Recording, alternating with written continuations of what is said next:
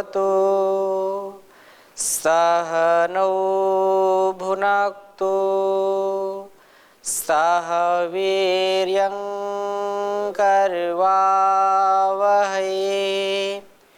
तेजस्विनावधीतमस्तु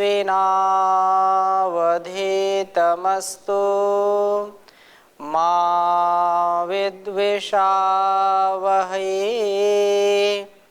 ओम शांति शांति शांति।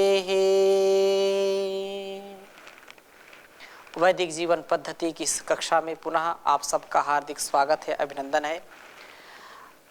निरंतर हम इस वेद ज्ञान से, विज्ञान से अपने जीवन को सुंदर बनाने का नित्य संकल्प ले रहे हैं और अमृत जैसा ज्ञान वेदों का ज्ञान है जो हमारे जीवन में हर प्रकार की दिव्यता का आधान करने वाला है, जीवन को महान करने वाला है। उस भगवान का वरदान यह वेद ज्ञान है। इसलिए कहा है कि वेदों का पढ़ना, पढ़ाना, सुनना, सुनाना तथा आचरण में लाना हम सबका अर्थात आर्यों का परम कर्तव्य है, परम स्वधर्म है। इससे हम कभी भी विचलित न हो, इससे हमारा कभी इधर उधर ध्यान न जाए, अर्थात अपने लक्ष्य की प्राप्ति के लिए सतत हम प्रयत्नशील रहें। ऐसा करने पर निसंदेह उस परम पिता परमेश्वर की कृपा दृष्टि, उसका प्रसाद, मन का प्रसाद हमको मिलेगा और हम संपूर्ण दुर्गुण, दुर्व्यसन और दुर्व्यवहारों से दूर हो जाएंगे। ऋग्वेद के प्रथम मंडल के 32वें सूक्त के मंत्रों का स्वाध्याय हमने किया है और बहुत ही सुंदर बात यहाँ पर चल रही है। वह जो परमात्मा है वह हमारी जो अज्ञान मूलक या अविद्या से युक्त जो कामनाएं हैं उनको नष्ट करने वाला है। उसकी भक्ति करके ही हम इन पर विजय प्राप्त कर सकते हैं। इनके बिना हम कभी भी जीवन की जो गति है, जो प्रगति है, उसको पा नहीं सकते हैं। तो इस प्रकार से परमात्मा का ध्यान, उसका गुणगान हमारे लिए परम कल्याणकारी है, परम सुखदायक है और वासनाओं से व्यक्ति कभी तृप्त नहीं हो सकता है, कामनाएं उसकी कभी उसको तृप्त होने नहीं देती हैं, परंतु इससे हमको पार जाना है। वासनाओं से, बुरी इच्छाओं से, बुरी कामनाओं से ऊपर उठना है। इसलिए बहुत सुंदर मंत्र 32वें इस सूक्त के 14वें मंत्र को आपके समक्ष में रखूंगा। ये वासना जो है, ये जो तृष्णा रूपी नदी है, जो लालच है, जो लोभ है, जो हमको छल और कपट से युक्त कर देता है, काम और क्रोध से भर देता है, ऐसी भावनाओं से हम सदा जीतने वाले बने, विजेता बने, इसके वश में ना आए, ऐसी कामना हम सबकी है। तो वासनाओं की विनाशक प्रभु हैं, वही इसको दूर करेंगे। मंत्र मैं लिखता हूं, फिर कुछ निवेदन करूंगा।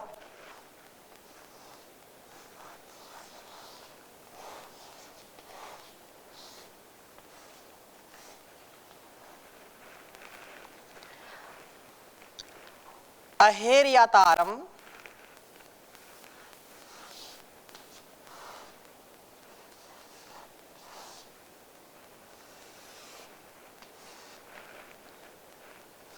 अहेर्यातारम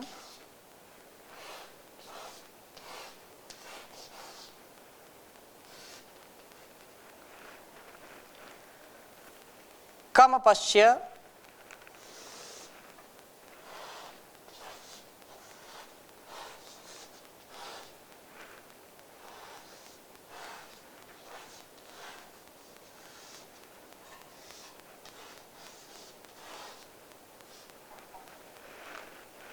कमपश्य इंद्र हृदि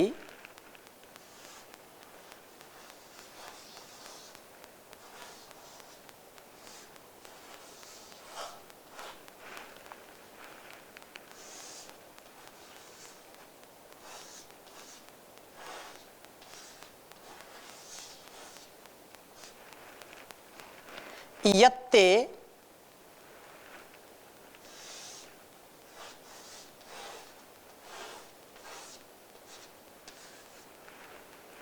जघनुषो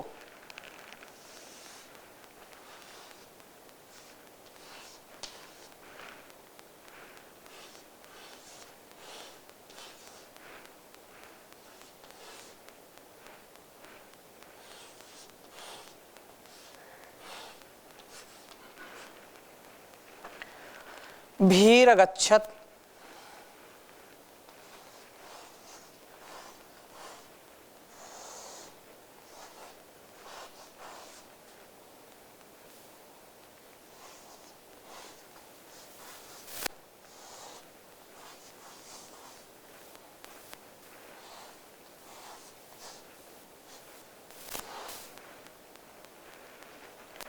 नवचा यन्नवतिम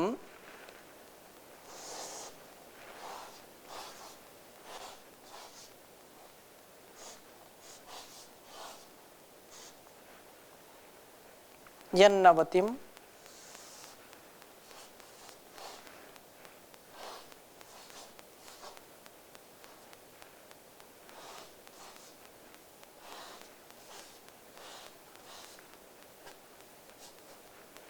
यन्नवतिम च स्रवन्तीः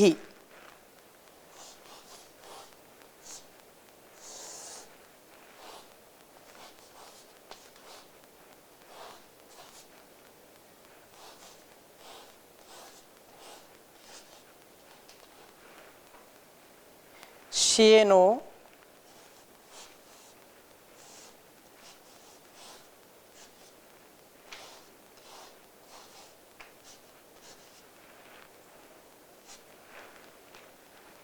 न भीतो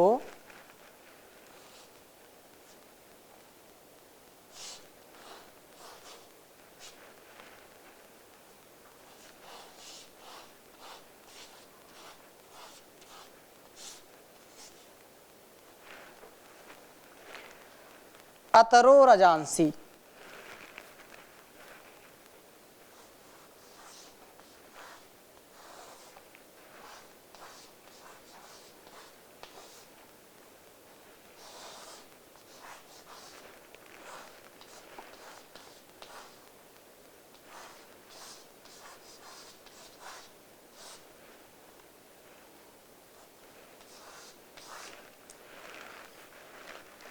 उच्चारण करेंगे एक बार। ओम अहिर्यातारम कमपश्य इंद्र हृदि यत्ते जघनुषो भीरगच्छत् नवचायन्नवतिम च स्रवन्तीः श्येनो न भीतो अतरो रजांसी। ओम अहिर्यातारम कमपश्य इंद्र हृदि यत्ते जघनुषो भीरगच्छत्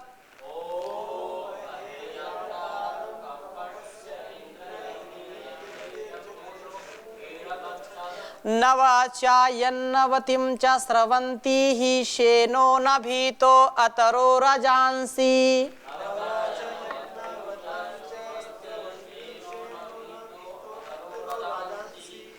वेद मंत्र का अभिप्राय इस प्रकार से है।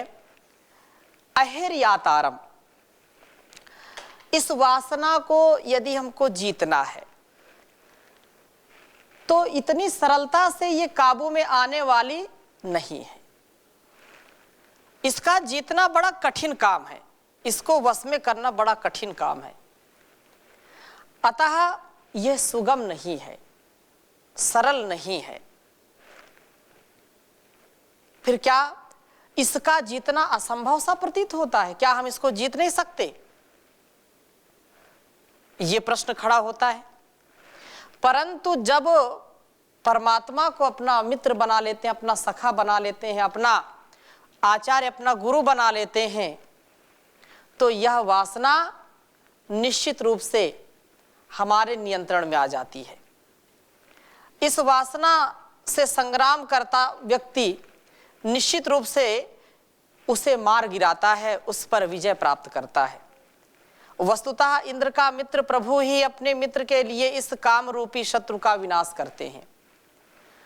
मंत्र में कहते हैं कि इंद्र जो शत्रुओं का विदारण करने वाले हैं, शत्रुओं पर विजय प्राप्त करने वाले हैं। हे जीव अहे हे, अहे या तारम, अहे या तारम अर्थात इस आहनन करने वाली वासना के प्रति जाने वाले, उस पर आक्रमण करने वाले कम उस आनंद रूप प्रभु को कहा, कहा ईश्वर का प्रजापति का नाम है, कहा कौ के कम कौ कान केन काभ्याम कई। ये जो कस्मई देवाय हविषा विधेम बोलते हैं ना, चतुर्थी विभक्ति कस्मई। और वहां ईशोपनिषद में भी आप बोलते हैं ईशावास्यमिदं सर्वम यत् किंच जगत्याम जगत तेन त्यक्तेन भुंजी था माँ गृधा कस्य स्विद्धनम। तो कस्मई काभ्याम केभ्या कस्मात् काभ्याम केभ्या कस्य कयोहो केशाम। तो परमात्मा की उस व्यवस्था को, परमात्मा के उस स्वभाव को, उस शक्ति को हम समझ सकें, हम उसको आत्मसात करके इस वासना को हरा सकें, वासना पर विजय प्राप्त कर सकें, इसके लिए हमको सतत प्रयत्नशील रहना चाहिए।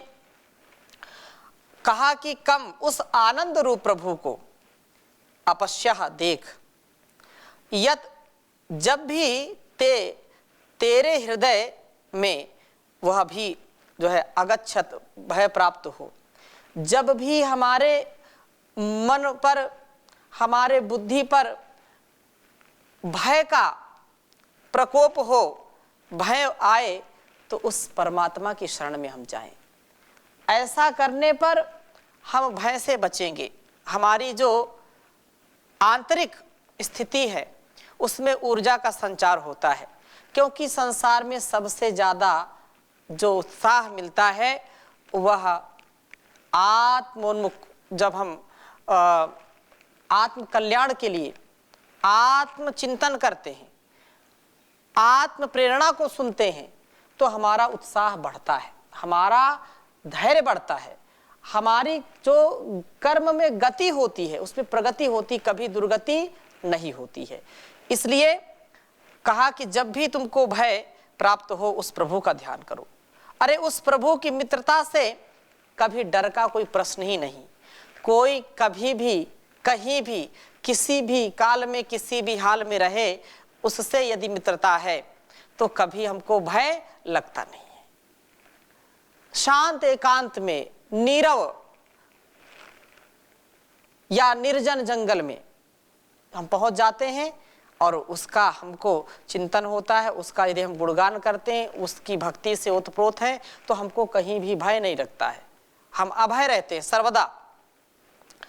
और कहा कि जघनुषः हतवतः, तूने उस काम रूपी प्रभु, जो काम रूपी हमारे अंदर शत्रु काम करता है, प्रभु के मित्रता के कारण वह काम रूप जो हमारा शत्रु है वो नष्ट हो जाता है, उसको हम मार गिराते हैं, अर्थात उस पर विजय प्राप्त कर लेते हैं। और हम डरते नहीं कभी, निरंतर गतिशील होता हुआ तथा न भीता न डरा हुआ रजांसी उदकानी उन वासना रूपी नदियों के राजस सभा रूप जलों को अतरह तैर गया है। ये जो आशा तृष्णा है, जो हमारे अंदर का जो अवगुण है, हमारे अंदर की जो कमियां हैं, कमियां क्यों होती हैं? क्योंकि हम बाहर के आकर्षण में अपने को लगाते हैं, ये हमको नष्ट करने वाली होती हैं। तो यही बात यहाँ कही है कि वो डरता नहीं है, अतरह वो तैर गया होता है उन वासना रूपी नदियों को, तृष्णाओं से जो है जो परिपूर्ण होती हैं। आशा नाम नदी मनोरथ जला तृष्णा तरंगाकुला रागाग्राहवती वितर्क विहगा धैर्य द्रुमा ध्वंसिनी मोहावर्त सुदुस्तराति गहना प्रोतुंग चिंता तटी तस्या पारगता विशुद्ध मनसो नंदन्ति योगीश्वरा नंदन्ति योगीश्वरा। जो विशुद्ध मन वाला हो जाता है, जिसके अंदर ये काम रूपी शत्रु नहीं होता है, वही इससे पार हो जाता है, वासनाओं को पार कर जाता है। काम क्रोध लोभ मोह की आंधी हमको गिरा देती है और इस वासना रूपी नदी को, तृष्णा रूपी नदी को हम पार नहीं कर पाते हैं, डूब जाते हैं। हम मझधार में, चक्कर में फंस जाते हैं, लेकिन मझधार में वह व्यक्ति भी उससे पार हो जाता है जो सुसंस्कार में उस परमात्मा के द्वारा दिए गए आदेश उपदेश को सिरोधार्य करता है और वैसा ही जीवन जो जीने का प्रयास करता है। इसलिए हम सतत संसार की वासनाओं को जीतने वाले बने और जीतने का यही उपाय है कि हम उसकी शरणागति को प्राप्त करें, सुकर्मशील बने रहें, कभी भी दुष्कर्मों में हमारी प्रवृत्ति ना हो। क्रिया और शीलता वज्र हाथ में होने पर हम इनसे डरते नहीं हैं। उस प्रभु को अपने मित्र के रूप में जब हम देखते हैं तो उस प्रभु ने ही तो इन वासनाओं को विनष्ट करने का पूरा हमको सामर्थ्य दिया है, अर्थात तो वही इन बुरी शक्तियों को जो हमारे अंदर काम कर रही होती हैं उनका वो मारने वाला है, उनका हनन करने वाला है, उनका दमन करने वाला है। तो वासनाओं के विनाशक प्रभु हैं, यह देखते हुए हम निर्भयता के साथ सुकर्मशील बने रहें, तब अवश्य ही हम इन असंख्यात वासना नदियों के राज स्वभाव रूप जो जल हैं उनको तैरने वाले बनेंगे। इस भवसागर से तर जाते हैं, जो उस परमात्मा को अपना मित्र बनाते हैं, सखा बनाते हैं, और जो उसको अपना मित्र नहीं बनाते हैं, अपना सखा नहीं बनाते हैं, वो इस भवसागर में डूब जाते हैं, उनकी नैया पार नहीं होती है। वो पूर्ण शरणागति को प्राप्त होते हैं, अनकंडीशनल सरेंडर होता है और उनके मन में ही भाव होता है, ये जीवन तुम्हारा तुम्ही को है अर्पण, लगा दो किनारे इसे मेरे भगवन। ये जीवन तुम्हारा तुम्ही को है अर्पण, लगा दो किनारे इसे मेरे भगवन। दरस दो बड़ा होगा ऐसा तुम्हारा, भटकता ही रहता है ये मनवा हमारा। इसे वश में करने की युक्ति बता दो, इसे वश में करने की युक्ति बता दो, लगा दो किनारे इसे मेरे भगवन। तो वह इस नैया को पार कराने वाला है, हमारा सब प्रकार से दुखों को नष्ट करने वाला है, क्योंकि ये दुरित जो है, जो हमारे अंदर भोग की जो भावना है वो बहुत अंदर अंदर हमको खोखला कर देती है और हमारा व्यक्तित्व कृतित्व बिल्कुल बेअसर हो जाता है।